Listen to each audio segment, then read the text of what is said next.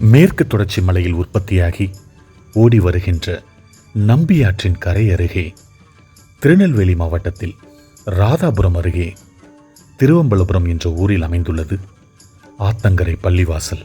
முன்னொரு காலத்தில் ஹஸ்ரத் ஷேக் முகமது, ஹஸ்ரத் சையத் அலி ஃபாத்திமா இருவரும் தங்களது இறைப்பணிக்காக அரேபியாவில் இருந்து கப்பலில் வரும்போது புயல் காற்றினால் கப்பல் சேதமடைந்து திசையன் விலையை ஒட்டியுள்ள கடற்கரையில் தரை தட்டி நின்றுள்ளது. அவர்கள் இருவரும் இந்த பகுதியிலேயே தங்கி அருள்வாக்கு சொல்லி வந்திருக்கின்றனர். அவர்கள் மரணத்திற்கு பிறகு அவர்களின் உடல் இங்கேயே அடக்கம் செய்யப்பட்டுள்ளது. அது மசூதியில் வழிபடப்படுகிறது. இவையெல்லாம் வரலாறாக சொல்லப்படுகிறது. ஆத்தங்கரை பள்ளிவாசல் அதன் கட்டிடக்கலை அழகுக்காக பிரபலமானது.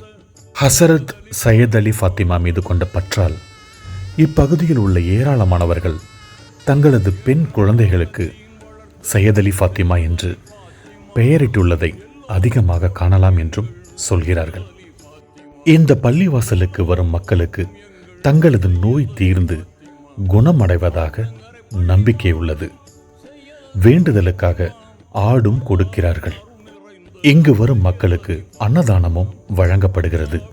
இந்த பள்ளிவாசலுக்கு எல்லா மதத்தினரும் வருகிறார்கள்.